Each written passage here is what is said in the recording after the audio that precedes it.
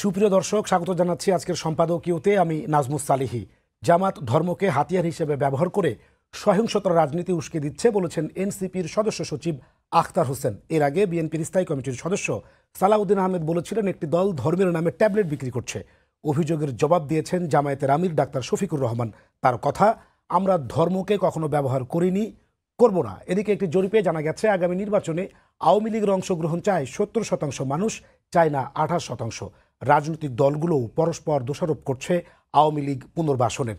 প্রাসঙ্গিক বিষয় নিয়ে আজকের সম্পাদকীয় রাজনীতির হাতিয়ার। আর এসব নিয়ে কথা বলতে আমাদের স্টুডিওতে উপস্থিত আছেন অ্যাডভোকেট সৈয়দা আসিফা আশরাফি পাপিয়া, সাবেক সংসদ সদস্য বিএনপি, এবং অধ্যাপক সৈয়দ আব্দুল আজিজ, রাজনৈতিক বিশ্লেষক। দর্শক, আপনারাও এই আলোচনায় অংশ নিতে পারেন। এর জন্য আপনাদের ফোন করতে হবে টেলিভিশনে দেখানো নম্বরে। এছাড়াও ফেসবুকের মাধ্যমে জানাতে পারেন আপনাদের মূল্যবান মতামত। আমরা আলোচনা শুরু করব, তার আগে জেনে নেব আজকের প্রধান শিরোনামগুলো। কথার ফুলঝুরি দিয়ে রাষ্ট্র চলে না, বিএনপির কাছেই দেশের নিরাপদ, দেশের সার্বভৌমত্ব, বললেন তারেক রহমান। জরিপের ফলে হতাশ হয়ে নির্বাচন বানচালের ষড়যন্ত্রের শঙ্কা। ক্ষমতায় গেলে জাতীয় সরকার করবে জামাত, জরিপ প্রকৃত চিত্র তুলে ধরলে ভোট দরকার হতো না, বলছেন নেতারা। জরিপের নামে সংস্কারের আকাঙ্ক্ষা থেকে সরানোর চেষ্টা দিচ্ছে এনসিপি। 300 আসনে বিচারিক হাকিম নিয়োগের অনুরোধ সিইসি, প্রধান বিচারপতির সঙ্গে সাক্ষাৎ, তফসিল ঘোষণার ভাষণ চূড়ান্ত, বুধবার বিটিভিতে রেকর্ড।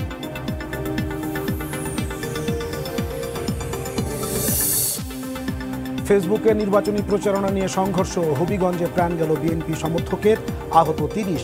চাঁপাইনবাবগঞ্জে হাত পা কেটে ফেলে রাখা বিএনপি কর্মীর মৃত্যু। এবং জুলাই আন্দোলন দমনে সেফ হোমে নিয়ে নির্যাতন করে আওয়ামী লীগ, ট্রাইব্যুনালে হাসনাতের সাক্ষ্য। গুমের মামলায় শেখ হাসিনার অভিযোগ গঠনের আদেশ 14 ডিসেম্বর।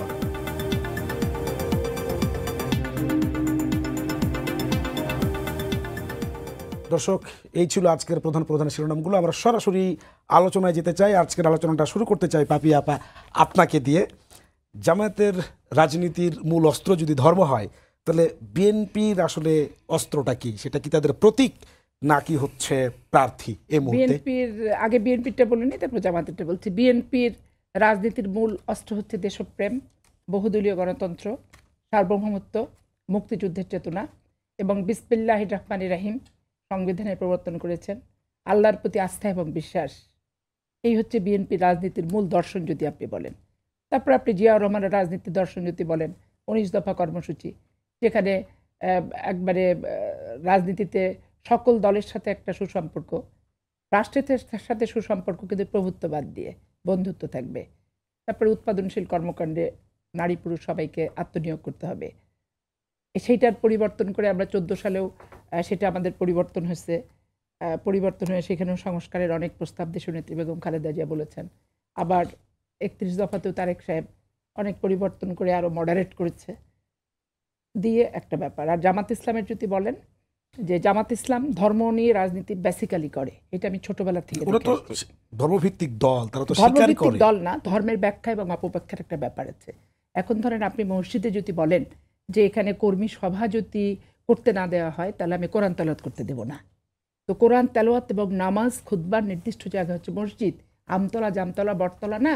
আর আমার মিছিল, মিটিং, কর্মী সভার জায়গা আমতলা, জামতলা, বটতলা, স্কুলের মাঠ, কলেজের মাঠ, শিক্ষা প্রতিষ্ঠানের মাঠ, পার্টি অফিস। এটা একটা গেল। দ্বিতীয়ত বললেন যে হচ্ছে আমাদের এরা কেউ স্মোক করে না, আমির সাহেব নিজেই বলেছেন, ডক্টর শফিক। তারপর দেখা গেল আমার কৃষ্ণনন্দী দাদা, মদের বোতল, মাংস, নারী, একটা অদ্ভুত ব্যাপার দাদার আমার। তারপর দাদাকে বিশ্লেষণ করলে যে ভারতের প্রভুত্ব আমরা মানি না, ভারতের সাথে আমরা নাই, এটা বলেন জামাত ইসলাম। কিন্তু ভারত সফর করে গোলাম পরোয়ার সাহেব এসে ঠিক জিএম কাদের যেভাবে মুখে কলুপ আটকালো, ইনিও ঠিক সেভাবে কলুপ নিয়ে কোনো ক্রিয়া প্রতিক্রিয়া কিন্তু করেনি, বলেওনি, বিবৃতিও কিছু দেয়নি। আর এই কৃষ্ণ দাদা, এই দাদা তো একবারে 13 সাল থেকে কতদিন শুনলাম যে মিনিমাম 28 না 29 বার দাদা আমার ইন্ডিয়া গেছে। এই দাদার যে কি মাহাত্ম্য, কি রস, এটা জানা যাবে। তারপরে আপনি আরেকটা জিনিস দেখেন, আমি নিজে আমার এলাকাতে মেয়েরা ছোট্ট ছোট্ট পুস্তিকা নিয়ে, এটা বলবেন তার আগে আমার ছোট্ট একটু ধরেন, জামাত তো বলছে তারা সব ধর্মের সকল মানুষকে নিয়ে ইনক্লুসিভ রাষ্ট্র করতে চায়। সেই জায়গায় একজন সনাতন ধর্মের অনুসারীকে তারা যদি নমিনেশন দেন, তো সেইখানে আসলে মানে এখানে হয়েছে কি, সৎ লোকের শাসন চাই, কোরআনের আইন চাই। এখন আমার কৃষ্ণ দাদা কি করবে, কোরআনের আইনটা মানবে না দাদা আমার গীতা নিয়ে আসবে? আমার খ্রিস্টান একজন দাদা আসলে সে কি বাইবেল আনবে না কোরআনের আইন? তাহলে সৎ লোকের শাসন, কোরআনের আইন, এটা হচ্ছে জামাত ইসলামের মূল মন্ত্র হিসেবে যেটা বলে। তো এইখানে দাদাকে নিয়ে সততাও দেখলাম যে অসততা, আর দাদার হচ্ছে নেশাগ্রস্ত দাদা, খাচ্ছে ওয়াইন, আবার তৃতীয়ত তো দাদা হচ্ছে কোরআনের আইন দাদা প্রতিফলিত করতে পারবে না বাস্তবিক অর্থে যেটা। এবং দাদা আবার আজকে বলেছে জামাত ইসলাম কোনো ইসলামিক দল না। এখন হয় কি, একটা রাজনৈতিক সংগঠনে সকল ধর্মের, সকল বর্ণের, সকল বয়সের, সকল জেন্ডারের মানুষ থাকবে। এইখানে যখন আপনি ইসলাম ভিত্তিক করতে যাবেন তখন হলো কি, এটা একটা বৈষম্য হলো। কিন্তু যেমন আমাদের হিন্দু আছে, খ্রিস্টান আছে, বৌদ্ধ আছে, আমরা যাকে খুশি তাকে নমিনেশন দিতে পারি, যে কোনো জায়গায় দিতে পারি। হল সংসদে আমাদের অনেক চাকমা বন্ধু বান্ধব ছিল, তারা নির্বাচন পর্যন্ত করছে। এবার এবার ইসলামী ছাত্র শিবিররাও সেগুলো করেছে। এই আপনি যখন সৎ লোকের শাসন আর কোরআনের আইন চাবেন, তাহলে সৎ লোকের সততা কোন ব্যারোমিটার দিয়ে আপনি মাপবেন? আমি হাদিয়া নিচ্ছি, আমি আমার পার্টির প্রোগ্রামে যদি বলি ভাই সাহায্য করো, ওটা হচ্ছে চাঁদা। আমি ইয়ানত নিচ্ছি, বাধ্যতামূলক ইয়ানত, নারী পুরুষ, ওই তালিম ক্লাস, এটা গঠনতন্ত্রের ভিতরে আছে জামাত ইসলামের। বা যদি কেউ ইয়ানত যদি দেয়, জামাত যদি সেটা বলে যে তার দলের কর্মী বা সমর্থক তারা মাস ভিত্তিক বা মাসিক চাঁদা দিবে, সেটা তারা ইয়ানত নামে ডাকুক, যেটাই ডাকুক, সে নামে যদি উইলিংলি যদি নেতা কর্মীরা দেয়, ওটা তো বায়তুল মাল জামাতের একটা গেল। কিন্তু ইয়ানতটা হচ্ছে এটা জামাত হতেই হয় তা না। এটা আমি ধরেন তালিম ক্লাস করলাম, এখানে সবাই যে জামাত করে তা না। এখানে তালিম ক্লাস করে এটা ওটা বলে তারপর জামাতের একটু কথাটা বললাম, বলে দাঁড়িপাল্লে ভোট টোট দেন, জান্নাত বেহেশতে। ওই যে দেখেন বলছে কি যে দাঁড়িপাল্লে ভোট দেওয়ার নিয়ত করলেই পুণ্য একটা, আর ভোট দিলে দ্বিতীয় পুণ্য। এবং ফরজ কাজ হচ্ছে জামাত ইসলামের নেতা নির্বাচন করা, নামাজ রোজা কালাম, এ তো গৃহযুদ্ধ ঢুকে গেল রীতিমতো। এই গৃহযুদ্ধটাই একটা দাবাদহের মতো চলতে থাকবে। এবং এইটা মুসলমানদের যে কি পরিমাণ ক্ষতি করছে, আমার মুসলমানের মুসলমানিত্বে যেমন ক্ষতি করছে, আবার অন্যান্য ধর্মের যে ধর্মাবলম্বী তাদের জন্য কিন্তু ক্ষতি করছে। কারণ আমরা প্রত্যেকে বিভিন্ন ধর্মাবলম্বী মানুষই কিন্তু ইলেকশন করে। এখন আজকে নন্দী দাদাকে দিতে বাধ্য হলো, আবার নন্দী দাদার কাছে কি কোরআন নিরাপদ? আজকে হিন্দু সম্প্রদায়ের লোক কি বলবে যে ওখানে কি কোরআন নিরাপদ? নন্দী দাদার হাতে কি কোরআনটা তুলে দিলে ঠিক হবে, জায়গা মতো দেওয়া হবে? এখানে মুসলমানের মুসলমানিত্বকে নিয়ে নির্বাচনে নাড়া দিছে। এবং গোটা বাংলাদেশ ব্যাপী আওয়ামী লীগ যখন ছিল তখন আওয়ামী লীগ বিএনপিতে ম্যাক্সিমাম কন্টেস্ট হতো, কিছু কিছু জায়গায় জামাত বিএনপি হতো। যেমন চাঁপাইনবাবগঞ্জে জামাতের সাথে কোনোদিনই জোট হয়নি, হবেও না ওদের ভবিষ্যতে। সেটা আমরা এগুলো নিয়ে আমরা একা একা যুদ্ধ করেছি। তো এখন সবাই মিলে যুদ্ধ করছে, এটা আমার ভালো লাগছে যে আমি একা কষ্ট পাচ্ছিলাম, দেশবাসীকে বোঝাতে পারিনি। এখন সবাই মিলে বুঝো যে জিনিসটা কি। আপনার কাছে আমরা আসবো। সৈয়দ আব্দুল আজিজ ভাই, আপা বলছিল যদি আপনার কোনো কিছু সংযুক্ত করার থাকে তাহলে, নতুবা আপনার কাছে আমার স্পেসিফিক দুটো প্রশ্ন আছে আপার, যদি আপনার কোনো সংযুক্ত করার থাকে আপার প্রশ্ন। না জি, আসসালামু আলাইকুম। আমি দর্শক শ্রোতাদেরকে সালাম শুভেচ্ছা জানাচ্ছি, আমার শ্রদ্ধা জ্ঞাপন করছি আমার সহ আলোচক পাপি আপার প্রতি। পাপি আপাকে প্রথমত আমি তো রাজনৈতিক এই বিশ্লেষণগুলো সাম্প্রতিক সময়েই করি, আমি একটু ধন্যবাদ দিয়েই শুরু করি যে আজকের পাপি আপার ধরেন যে এই গত 16-17 বছরের লড়াই সংগ্রামের যে কাহিনীটা, বিশেষ করে 2009-এর পার্লামেন্টে আমি মনে করি 111 থেকেই শুরু হলো বাংলাদেশ বিরুদ্ধে একটা রাজনীতি এবং ষড়যন্ত্র। তারপরে অনেক পেরিয়ে 2009-এর যে নির্বাচন, এখন বলা হয় যে 3টা নির্বাচনই বাংলাদেশের ইতিহাসের খুব কলঙ্কিত নির্বাচন, কিন্তু আমরা জানি না খুবই মেটিকুলাস একটা প্ল্যানের আওতায় কিন্তু 2009-এর নির্বাচন হয়। এবং এই নির্বাচনে মুষ্টিমে মনে হয় 30 জন, সব মিলিয়ে মনে হয় 30 জন ছিলেন, 29 জন। এই পার্লামেন্টের মধ্যেও কিন্তু অসাধারণ একটা ভূমিকা আমার পাপি আপা রাখছেন, অসাধারণ। এবং সেই পাপি আপা আর এখনকার পাপি আপাকে আপনি মিলাতে পারবেন না। শৈশবের রাজনীতি আপনি কিন্তু মিলাতে পারবেন না। এবং এটা অবশ্য আমাদের বাংলাদেশের রাজনীতিবিদদের এটা হচ্ছে যে কখন কোন মৌসুমে কোন ওয়াজ করবেন এইটা আমরা কিন্তু বুঝতে পারবো না। তো পাপি আপার উনি রাজনীতিবিদ এবং উনি অবশ্যই ওনার অনেকগুলো প্রেক্ষাপট থেকে ওনার প্রধান এখন মানে বাংলাদেশে হয়েছে কি কি বলে যে ব্যাপারটা হচ্ছে যে একজন সনাতন ধর্মের মানুষকে জামাত এবার প্রার্থী ঘোষণা করেছে, সেক্ষেত্রে আপা বলছে যে আমি শুনেছি, আমি সরাসরি উত্তরে চলে যাই, আমি বলবো যে এটা পাপিয়াপাদের রাজনীতির একটি সফলতা ওনাদেরই, কারণ বিএনপি প্রথম বাংলাদেশের রাজনৈতিক দল স্বাধীনতা উত্তর শহীদ রাষ্ট্রপতি জিয়াউর রহমানের সময়ে। স্বাধীনতা উত্তর বাংলাদেশ কিন্তু বাঙালি জাতীয়তাবাদের মাধ্যমে এই দেশটাকে কিন্তু প্রথম বিভক্ত করা হয়, এবং রাষ্ট্রপতি জিয়াউর রহমান যে রাজনীতিটার প্রবর্তন করেন সেটাই ছিল ইনক্লুসিভ, এবং তার আমলেই কিন্তু সব রাজনৈতিক দলগুলো আবার গণতন্ত্রের চর্চার সুযোগ পেয়েছে। সুতরাং একটা রাষ্ট্রে আপনি যদি ধর্ম, বর্ণ, গোত্র, জাতি, উপজাতির বিভাজন করেন, এই রাষ্ট্রটা দুর্বল হয়। তো জামাত সম্পর্কে যে পারসেপশনটা, সেটা হচ্ছে জামাত একটা ধর্মভিত্তিক দল। আমি তা মনে করি না। ধর্মভিত্তিক দল জামাতও স্বীকার করে, কিন্তু আমি মনে করি ইসলামকে যদি আমরা ধর্ম হিসেবে বলি তাহলে এটা ইসলামের কিন্তু পরিপূর্ণ উপস্থাপন হয় না। ইসলাম আসলে একটা রাজনৈতিক মতবাদ, একটা অর্থনৈতিক মতবাদ, একটা সামাজিক, একটা দর্শন, একটা সভ্যতা, একটা ইসলামের অভ্যুদয়টা কিন্তু এভাবেই হয়েছে, দিনের কর্মসূচি, এটা কর্মসূচি।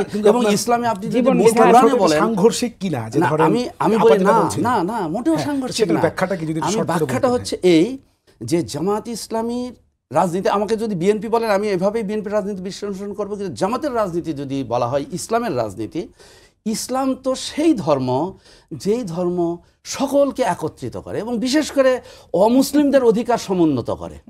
আমি হাইপোথেটিক্যালি বলছি, কিন্তু জামাত করবে কি করবে না সেটা জামাত যখন ক্ষমতায় আসবে, জামাত কিভাবে তার সংখ্যালঘু শব্দটা আমি মনে করি অবমাননাকর, কারণ একটা নাগরিক, রাষ্ট্রের নাগরিক, সকলের সমান অধিকার নিশ্চিত করাটাই হচ্ছে আল্লাহর আইন চাই। হ্যাঁ, তো সেক্ষেত্রে কৃষ্ণ নন্দী আপা যে প্রশ্নটা তুলছেন, তিনি পার্লামেন্টে গেলে আল্লাহর আইন, আপনি আল্লাহর আইন যখন বলবেন, আল্লাহর আইন মানে কি? সূর্যটা আল্লাহর আইনে চলে, সূর্যের আলো কি শুধু আপনার মুসলমানদের জন্য?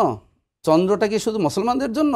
এই প্রকৃতি, এই বিশ্ব ব্রহ্মাণ্ড, এই প্রকৃতি, প্রাকৃতিক যে সুফলগুলো সব কি আমাদের জন্য?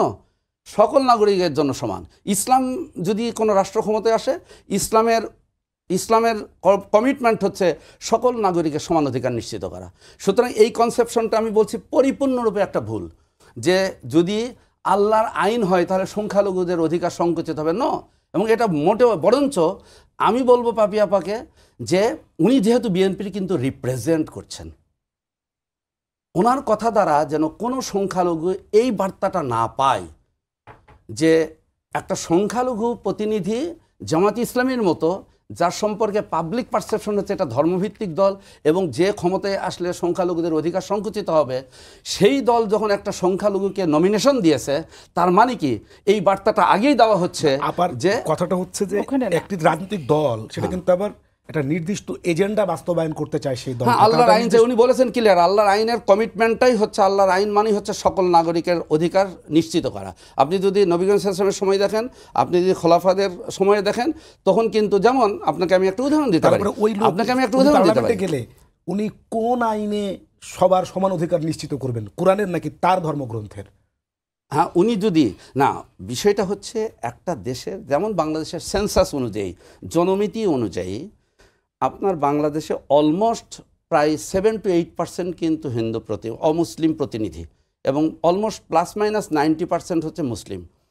এই 10% লোকের কি প্রতিনিধিত্ব থাকবে না পার্লামেন্টে? অবশ্যই থাকবে। একটা দল তার 300 আসনের নির্বাচনের মধ্যে কি তিনি সংখ্যালঘু, উপজাতি, পাহাড়ি, উপজাতি, অনেক সম্প্রদায়, তাদের প্রতিনিধি নেবেন না? এটা আমি বলছি ইন অল পার্সপেক্টিভ, আপনার সকল বিবেচনায় এটাকে ওয়েলকাম জানাতে হবে, যে তার সম্পর্কে যে ভুল বার্তা সেটাকে তিনি প্রমাণ করেছেন যে না, এই ধারণাটা ঠিক নয়। এখানে সকলের অধিকার আমরা নিশ্চিত করতে চাই। এখানে আমি যেটা বলতে চাচ্ছি যে সৎ লোকের শাসন চাই, কোরআনের আইন চাই, এখানে স্পষ্ট, এইটাকে অন্যভাবে বলার কিছু নাই। এখন উনি যেটা বলছেন যে সৎ লোকের শাসন আর কোরআনের আইন, অমুসলিমের স্বাধীনতার ক্ষেত্রে, রাজনৈতিক অধিকারের ক্ষেত্রে জামাত ইসলামের পক্ষে মনোনীত প্রার্থী হিসেবে কোনো প্রতিবন্ধকতা নাই। অবশ্যই মুসলমানদের এই যে উনি যেটা জামাত ইসলামের সৎ লোকের শাসন আর কোরআনের আইন, কথার সাথেই তো ডাবল স্ট্যান্ডার্ড হয়ে গেল। কারণ সৎ লোকের শাসন ঠিক আছে, সৎ আমরা সবাই হতে পারি, এটা ধর্ম, বর্ণ, গোত্রের সাথে না, কিন্তু কোরআনের আইনের সাথে অবশ্যই এখানে এক হবে না। হিন্দু ধর্মের রোজা পূজা যেমন এক না, তারপরে আমাদের যে আল্লাহর প্রতি আস্থা এবং বিশ্বাস, এইটার সাথে ওনাদের এক এক ধর্মের এক এক রকম ব্যাপার স্যাপার আছে, সেগুলো কোনোটার সাথে কিন্তু মিল নাই। এবং পরিপূরক শুধু বলবো না, এটা বিপরীতমুখী, সব কিছু কিন্তু বিপরীতমুখী। তো এই বিপরীতমুখী একটা জিনিসকে শুধু রাজনৈতিক স্বার্থ চরিতার্থ করার জন্য আমি দাড়িপাল্লার উপরে তুলে দিলাম প্রার্থী হিসেবে কৃষ্ণনন্দী কেন, অনেকেই আসতে পারে, সেটা নিয়ে আমার কোনো সমস্যা নেই। কিন্তু জামাত ইসলামের স্লোগান পরিবর্তন করতে হবে তাহলে, যে সৎ লোকের শাসন চাই একটু রেখে কোরআনের আইন, এটা তাহলে ওদেরকে বাদ দিয়ে অন্য কিছু করতে হবে। মানে একটা বিশেষ ধর্মগ্রন্থ, 90% মুসলিম আমরা, আমাদের ধর্মগ্রন্থের কথা যিনি বলবেন, তাহলে হিন্দু ভোটারদের কাছে যে উনি তাহলে গীতা পাঠ করছেন, খ্রিস্টানের কাছে যে বাইবেল পাঠ করতে হবে করে আসলে সমন্বয়টা সাধন করবেন কিভাবে? আমাদের দলে তো আমরা হিন্দুদেরকে নমিনেশন দিই, হিন্দু দাদাদের, গয়েশ্বরদা, নিতাইদা আছে তো অনেক, তারপরে সব জায়গাতে আছে। কিন্তু এই তাদের যে জিস্ট যেটা, যে সৎ লোকের শাসন, কোরআনের আইন, একটা হিন্দু সম্প্রদায়ের লোককে দিয়ে কোরআনের আইন কখনোই বাস্তবায়ন সম্ভবপর নয়। তাহলে এই ক্ষেত্রে তাদের বক্তব্যটা সাংঘর্ষিক হয়ে যাচ্ছে। প্রথমত আপনার এই বক্তব্যের জবাব নিশ্চয়ই আব্দুল আজিজ ভাই দেবেন। তার আগে যদি আপনি একটু বলেন যে গতকাল দলের ভারপ্রাপ্ত চেয়ারপারসন তারেক রহমান বলেছেন যে তোমরা মানে প্রার্থীর চেয়ে মার্কাকে গুরুত্ব দেওয়ার জন্য। এখানে আপনার যেটা ব্যাপার, প্রার্থীও লাগবে, অবশ্যই মার্কাও লাগবে। আমাদের জোটের যে প্রার্থী, আপনি রিসেন্ট দেখেছেন যে আরপিও সংশোধনী করছে নির্বাচন কমিশন, কোনো রাজনৈতিক সংগঠনের সঙ্গে আলোচনা ছাড়াই। এখন নির্বাচন করে তো রাজনৈতিক সংগঠন। আমরা জামাতের সাথে আমাদের জোট ছিল, তারাও আমাদের ধানের শীষ প্রতীক নিয়ে ভোট করেছে, তখন দেখেন কোনো সমস্যা নেই। এখন জামাত আর আমরা যখন আলাদা ভোট করতে যাচ্ছি, তখন কার ইন্টারনাল প্ররোচনায় রাজনৈতিক দলের সাথে আলোচনা ছাড়াই প্রতীক জোট করো যে খুশি সে, বাট প্রতীক যার যার দলে তার। এইটা যখন করে দিল, তখন স্বাভাবিক কারণে এইটা তো বিএনপির প্রবলেমটা হয়েছে কি উভয়মুখী সংকট। আপনি সামনে গেলে সংকট, পিছনে গেলে সংকট, পাশে ডাইনে বামে সব দিক দিয়ে আমাদের একবারে ওই দাঁড়া খুন্তি কুড়াল নিয়ে আছে, যে যেদিকে যাবো সেদিকে কোপ খাবো। তাহলে আমাদেরও অবস্থান, বক্তব্য বিবৃতি খুব সাবলীল এবং ধীর স্থির মস্তিষ্কে দিতে হবে, যাতে একটা বক্তব্যের মিনিং 5টা না হয়। ওনাদের যেমন সৎ লোকের শাসন আর কোরআনের আইন, এটা 5টা মিনিং হয়ে যাচ্ছে। আমি একটা বক্তব্যের একটা মিনিং ফুল যাতে হয় সেটা আমি বোঝানোর চেষ্টা করছি। প্রার্থী যদি আমার পছন্দ না হয়, শুধু মার্কার কারণে কি ভোট দিব আমি? প্রার্থী যারা আছেন, জোটের প্রার্থী, বিশেষ করে জোটের প্রার্থীরা সবাই পরিচিত এবং এদের স্ট্রাগল আছে রাষ্ট্রে এবং গণতন্ত্রের লড়াই, এরা যোদ্ধা, এটা অস্বীকার করা কিছু নাই। আজকে সাকি, মান্না ভাই, সাইফুল ভাই, রতন ভাই, প্রিন্স ভাই, এদের কারোর অবদান কি আমি খাটো করে দেখতে পারি? আমি দেখতে পারি না। তো এই জন্য দেখেন যে এই জন্য উনি ওই সেন্সে এই কথাটা বলেছেন, কারণ অনেক জায়গায় ধানের শীষের 15 বছর প্রার্থী কত জমা হয়ে গেছে, তো তারা তো নমিনেশনটা ওখানে পাচ্ছে না। হ্যাঁ, পাচ্ছে না, তারা অনেক হয়তো ফিট প্রার্থীও আছে। এখন তাদেরকে সামাল দেওয়ার জন্য, সান্ত্বনা দেওয়ার জন্য, এটা আমাদের দলীয় আভ্যন্তরীণ কথা হচ্ছে যে ঠিক আছে তোমরা প্রতীকটা দেখো আমি কাকে দিলাম। এখন বিএনপির একটা সব আসনে যদি বিএনপি দেয়, তাহলে এই যে ইনারা যে লড়াই করলেন এতদিন, ইনাদের মর্যাদা, সম্মান, ইজ্জত, যিনি আছেন মুস্তাফিজুর রহমান ইরান, উনি কিন্তু বিশ্বাসঘাতকতার অভিযোগ এনেছেন। আরো বিশ্বাসঘাতকতার লড়াই সংগ্রাম করলাম, এখন তার জন্য কোথাও ইরান নিজের দলের নিজে ভোট করে দাঁড়িয়ে ইরান জানান দেখ যে ইরানের পজিশনটা তার এলাকায় কেমন। বিশ্বাসঘাতকতার প্রশ্ন যখন আনছে ইরান, আমি বক্তব্যটা শুনছি এবং তার সত্যিকার অর্থে বলি, আপনার জোটের মধ্যে মানে আরো অনেকে আছে, মান্না ভাইয়ের প্রতীক মানুষ কয়জন জানে বলেন? আমার কথা তো সেখানেই হয়েছে এবং বিএনপিকে মানে প্যাচে ফেলার জন্য এই সরকার এবং জামাত ইসলাম একত্রিত হয়ে নির্বাচন কমিশনকে এই কামটা করিয়েছে। না, আপনি যেটা বললেন যে উনি ইরান জানান দেখ যে ওনার একটা অবস্থান আছে, আমি ওই জায়গায় বললাম না, বেঈমান বিশ্বাসঘাতক যখনই বলবে তখন ইরানকে আমি বলবো আপনি জানান দেন, কারণ সামান্য একটা সিলি ম্যাটার নিয়ে বেঈমানি বিশ্বাসঘাতকতা কেন আসবে? আমি পাপিয়া, আমি নমিনেশন পাচ্ছি না এত বছর দল করার পর, তাহলে আমাকে যে ধানের শীষের ভোট করতে হবে, এইটা যদি আমার জোটের প্রার্থী আশা করে থাকে, তাহলে আমার হৃদয়ের রক্তক্ষরণ, আমার প্রাপ্য, আমার ত্যাগের স্বীকৃতি, আমার রিমান্ডে যাওয়ার কষ্ট, 80টা মামলার হাজিরার কষ্ট, পার্লামেন্টে বক্তৃতা দিতে যে দিনের পর দিন মামলায় যেটা আমি হয়েছি, তাহলে আমারও তো অনেক ক্ষোভ কষ্ট থাকতে পারে, কিন্তু আমি হজম করে সহ্য করে আমি অন্য দলের হলেও বৃহত্তর স্বার্থে এবং আমার গণতান্ত্রিক আন্দোলনের অংশ, আমার শরিক, আমার সহযোদ্ধা, আমি সম্মান প্রদর্শন করছি, করে মেনে নিচ্ছি, এইটাই মিন করতে চেয়েছেন। বুঝতে পেরেছি। আব্দুল আজিজ ভাই, যদি পাপিয়া আপনার কথার প্রেক্ষিতে আপনার কোনো কিছু বলার না থাকে তবে বলবেন। এটা খুব কঠিন কাজ, মানে ওনার সব জায়গাতে আমি তো ক্রস লাইনে দাঁড়াতে পারবো না, তবে আমি কিছু জিনিস আমি হেল্প করতে পারি, মানে আমার দৃষ্টিভঙ্গিটা বলতে পারি, এগিয়ে নেওয়ার জন্য, আলোচনাটাকে এগিয়ে নেওয়ার জন্য। সেটা হচ্ছে পাপিয়াপাকে আমি একটা জিনিস, কারণ উনি আমার ধারণা, কারণ আমি ওনাকে টোটাল যতটুকু আমি ওনার দৃষ্টিভঙ্গিটা জানি, উনি কিছু জিনিস সাম্প্রতিক সময় সময়টাকে প্রতিনিধিত্ব করছেন, এটা বুঝতে হবে। আবার যদি খোদা না করুক কোনো সময় কোনো দুর্যোগ আসে, আমি নিশ্চিত উনি জামাতের বিরুদ্ধে যত বিদ্বেষ এখন উগরে দিচ্ছেন না, ওই পলিটিক্যাল যে কোনো সময়, এখনও তো আমরা দেখি মাঝে মাঝেই কোনো পরিস্থিতিতে জামাত বিএনপি একত্রে বসে তো সিদ্ধান্ত নিচ্ছে রাষ্ট্রের জটিল বিষয় হচ্ছে না। তাই দেখেছি। হ্যাঁ, এটাই হচ্ছে। আমি ওনার এই কথাগুলোকে সব সিরিয়াসলি নিচ্ছি না, কিন্তু আমি যে জিনিসটাতে আমি পরিষ্কার করে আপার দৃষ্টি আকর্ষণ করতে চাই, সেটা জামাত পারবে কি পারবে না, এইটা জামাতের ইশতেহারে আসলে, অথবা জামাত যদি, আমি হাইপোথেটিক্যালি আমার যে প্রেডিকশনটা, যদি জামাত রাষ্ট্র ক্ষমতায় যে কোনোভাবে আসে, তার প্র্যাকটিস আসলে তখন আমরা এটা সিরিয়াস ক্রিটিসিজমে নেব যে অমুসলিমদের প্রতি তাদের দৃষ্টিভঙ্গি কি, সংখ্যালঘু সোকল্ড, আমি বলছি এটা কিন্তু আমি বিশ্বাস করি না, অসম্মানিত করা হয় প্রান্তিক যে কোনো নাগরিকের প্রতি, যেহেতু তাদের নামের সাথে ইসলাম শব্দটা আছে। আমি ওই জায়গায় খুব সিরিয়াসলি আমি ওই ক্রিটিসিজমে অংশ নিতে চাই, কারণ আমি জানি যে আপনার একটা দড়ি কতখানি শক্ত, ওই দড়ির দুর্বল জায়গা যতখানি। একটা নদী আপনি কতটুকু পার হতে পারবেন তার গভীরতা দেখে আপনাকে একটা সমাজের মধ্যে এই যে প্রান্তিক জনগণ, এই জনগণের প্রতি আপনার অধিকার, আপনার দৃষ্টিভঙ্গি দিয়ে আপনি বোঝা যাবে যে আপনি আসলে পুরো দেশকে ধারণ করেন কিনা। এখানে আমি থিওরিটিক্যালি একটা কথা বলবো, যেটা আপা বলছেন যে আল্লাহর আইন চাই, সৎলোকের শাসন চাই। আমি মনে করি সাম্প্রতিক জামাতের রাজনীতির কিন্তু দুটা পর্ব যদি আপনি ভাগ করেন, মানে স্বাধীনতা উত্তর বাংলাদেশে জামাতের রাজনীতি তো 1941 থেকে, কিন্তু আমি স্বাধীনতা উত্তর বলবো যে 71 থেকে এই জুলাই বিপ্লবের আগ পর্যন্ত জামাতের রাজনীতিটা হচ্ছে নিষ্পেষণের শিকার হওয়া রাজনীতি, বিরোধী দলের সবারই এটা। হ্যাঁ, কিন্তু তারপরেও আপনি যদি র্যাঙ্কিং করেন তাহলে আমার মনে হয় এই দলটাকেই সবচেয়ে বেশি নিষ্পেষণের শিকার। কিন্তু জুলাইয়ের পরে, 5ই আগস্টের পরে জামাতের রাজনীতিটা আলটিমেটলি হয়েছে কি, বৃহৎ একটা রাজনৈতিক দলটা অপসৃত হয়ে যাওয়ার ফলে, দৃশ্যপট থেকে সরে যাওয়ার ফলে পলিটিক্যাল ল্যান্ডস্কেপের মধ্যে একটা বড় পার্থক্য ঘটে গেছে, এবং এটা একটা অস্থির সময় আমরা পার করছি। এখানে কিন্তু যেখানে আপনি আমি ভ্রাতৃত্বের জায়গায় ছিলাম, সেখানে আমরা প্রতিপক্ষের জায়গায় আবির্ভূত হয়েছি। এটা একটা নিউ, এটা এভলভ, এটা একটা উদ্ভূত হয়েছে একটা পরিস্থিতি, যার ফলে আমাদের কথাবার্তার মধ্যে কিন্তু অস্থিরতা আছে। আমি বলি বিএনপি যে স্লোগানগুলো ছিল, অতি সম্প্রতি তারেক রহমান সাহেব একটা নতুন স্লোগান দিলেন, পিন্ডি নয়, দিল্লি নয়, নয় অন্য কোনো দেশ, সবার আগে বাংলাদেশ। তার মানে কি, পলিটিক্যাল দলগুলো, প্রত্যেক পলিটিক্যাল পার্টি তার সময়ের আবর্তনে তারা নতুন করে কিন্তু জনগণের কাছে যাওয়ার জন্য। আমি জানি, যতটুকু জানি, 1996 সালে সম্ভবত আমার জানা মতে প্রফেসর গোলাম আজম তিনি সরাসরি প্রথম রাজনৈতিক নির্বাচনে নেতৃত্ব দেন, এবং ওই সময় নির্বাচনের স্লোগানটা আসে আল্লাহর আইন চাই, সৎলোকের শাসন চাই। আমার যদি ফিরে পান, আমার যদি আমি ভুল না করি, সাম্প্রতিক সময়ে পাপিয়া আপা যে স্লোগানটার কথা বলছেন, আমি কিন্তু সাম্প্রতিক সময়ে জামাতের মুখে বা ব্যানারে বা তাদের বক্তব্যে এই স্লোগানটা আমি দেখি না, বরঞ্চ তাদের মধ্যে কল্যাণ রাষ্ট্রের পরিভাষাটা কিন্তু তারা বেশি ব্যবহার করছেন। এবং আপনি দেখবেন অতীতের জামাতের নেতৃত্ব, শীর্ষ নেতৃত্বের বক্তব্য আর বর্তমান জামাতের শীর্ষ নেতৃত্বের বক্তব্যের মধ্যে কিন্তু একটা পার্থক্য আছে, মাত্রা হতো।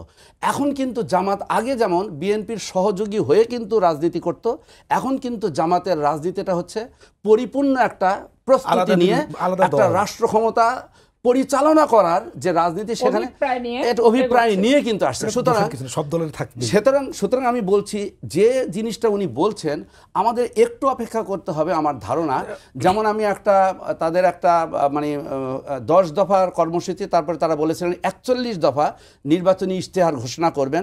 নির্বাচনী ইশতেহারে যখন তাদের দৃষ্টিভঙ্গিটা আসবে আমাদের সামনে, তখন আমরা কিন্তু তাদের ট্যাগলাইন আমরা বুঝতে পারছি। ছোট্ট করে যদি আরেকটু কথা, একটা বিষয় আমার জানার ছিল, এরপর আমরা পাপিয়া আপার কাছে আসবো। সেটা হচ্ছে, ধরেন এই মুহূর্তে জামাত যেই জায়গায় ভোট চাইতে যাচ্ছেন, সেই জায়গায় কিন্তু সবাইকে মোটামুটি একটা লিবারেশন দিয়ে রেখেছেন, অর্থাৎ গান বাজনা থাকবে কিনা বলছে হ্যাঁ থাকবে, কোনো জায়গায় আঘাত করা হবে না, এগুলো থাকবে। আবার আরেকটা দলকে কিন্তু জামাত ভোট দিচ্ছে, জামাতকে কিন্তু আরেকটা দল ভোটই দিচ্ছে, হচ্ছে তারা খেলাফত কায়েম করবে অথবা ইসলামী আইন কায়েম বাস্তবায়ন করবে। যদি জামাত ক্ষমতায় যায়, তাহলে এই দুইটার আসলে ভারসাম্যটা ব্যালেন্স করবে কিভাবে? কারণ আপনি যখন এফডিসিতে বা নারী ফুটবল দলের যখন ভোট আপনি নিতে যাচ্ছেন, তখন তো আপনি ঠিকই বলছেন যে মেয়েরা হাফ প্যান্ট পরে ফুটবল খেলতে পারবে। আবার অন্য আরেকজন আছেন যাকে জামাতকে মনেই করছে তারা ইসলামী দল এবং তারা ক্ষমতায় আসলে কোরআনের আইন বাস্তবায়ন করবে। যখন দুই পক্ষই তাকে চাপ দিবে যে তুমি কোরআনের আইন বাস্তবায়ন করো, অথবা তুমি হচ্ছে যে আমাকে স্বাধীনতা দাও, সেই জায়গাটা আসলে জামাত এটার ভারসাম্যটা রক্ষা করবে কিভাবে? হ্যাঁ, এটা আমি বলি এটা খুবই ক্রিটিক্যাল, এবং এটার ব্যাপারে আমি পুরোপুরি একমত যে এই জায়গাটাতে বাংলাদেশে কিন্তু আমাদেরকে মানে বিবেচনা করতে হবে ইসলামিক স্কুলিং অনুযায়ী। আমি যদি বলি এখানে কিন্তু বিভিন্ন মতবাদ আছে, এটা এমন নয় যেমন আপনি যদি যেমন নাজমুদ্দিন আরবাকান থেকে শুরু করে সেই বদরুদ্দিন নুসরি থেকে শুরু করে তুরস্কের ইতিহাসটা যদি দেখেন, তারা কিন্তু ইসলামকে নিয়ে আসার চেষ্টা করছে। বাট এরদোয়ানের কিন্তু যখন তিনি মেয়র হলেন, তারপরে এরদোয়ান একটা নতুন মডেল মানে লিবারাল একটা মডেল নিয়ে কিন্তু তিনি আসলেন, এবং তারপরে ইতিহাসটা দেখতে পাচ্ছেন। হ্যাঁ, আছে তো ঠিক। আপনি যদি আপনি তিউনিসিয়ার আন্নাহাদা পার্টির ইতিহাসটা দেখেন, যারা ইসলামিক দলগুলা, আবার আপনি মুরসির ইতিহাসটা যদি মানে আপনার এই যে মোহাম্মদ মুরসি যে এখন বিষয়টা হচ্ছে জামাত ইসলামী আমার মনে হয় একটা নতুন রাজনীতি বাংলাদেশে নিয়ে আসতেছেন, নতুন বাংলাদেশের নতুন রাজনীতি। পাপিয়া আপনি তো ওখানেই কথা বলছেন। হ্যাঁ, আমি সময় এবং সুযোগের সাথে কোঅ্যাপ করতেছেন। এটাকে আমরা তো ওয়েলকাম করব, কারণ হচ্ছে কি শোনেন, সেটা যদি করোনার সাথে সাংঘর্ষিক হয়, আমি বলি না, আমি ওই জায়গাটাই বলছি, থিওরিটিক্যাল আমি প্রশ্নটা বলেছি। যদি ইসলাম যদি একটা স্ট্যাটিক ধর্ম হতো, তাহলে তো এক নবী দিয়েই তো হয়ে যেত। সব নবীদের কিন্তু দিন, আমি বলছি ধর্ম না, দিন, ইসলামের শব্দটা দিন, দিন কিন্তু এক, শরিয়া কিন্তু আলাদা। আপা, শরিয়াটা আলাদা, তাহলে তো এক নবী দিয়েই হয়ে যেত। এক নবীর সময় যে নিয়ম, পরবর্তী নবীর সময় কিন্তু নিয়ম পরিবর্তন। কিন্তু আমাদের প্রফেট সাল্লাল্লাহু আলাইহি ওয়াসাল্লাম হচ্ছেন বলা হয় শেষ নবী, কিন্তু তার একটা ফ্রেমওয়ার্ক আছে, রাষ্ট্র পরিচালনার ফ্রেমওয়ার্ক। সেটা একটা হাদিস আমি আপনাকে যদি বলি তাহলে আপনি বুঝতে পারবেন, খুবই ক্লিয়ার। না, আমি খুবই ক্লিয়ার। তিনি একজন গভর্নরকে কিন্তু উঠে ঘোড়ায় চড়িয়ে দিয়ে তিনি বলছেন রাষ্ট্র শাসন কিভাবে করবে। প্রথমে মুআজ বিন জাবাল, তিনি সেই গভর্নর, তিনি বলছেন ইয়া রাসূলুল্লাহ, আমি আল্লাহর আইন অনুযায়ী করব। তারপরে কিভাবে করব? আপনার সুন্নাহ অনুযায়ী করব। তারপরে কিভাবে করব? আমার শূরার সাথে পরামর্শ করে করব। তারপরে কিভাবে করব? বিবেক দ্বারা যেটা সত্য মনে হয় সেটা করব। This is the framework. সুতরাং আমি আপনাকে বলবো ইসলাম একটা কোনো স্ট্যাটিক ধর্ম নয়, ডাইনামিক। পলিটিক্স যেমন ডাইনামিক, ইসলাম কিন্তু ইসলামে এই চিন্তার স্বাধীনতাটা দেওয়া আছে, মানুষ কিন্তু বিবেক সম্পন্ন।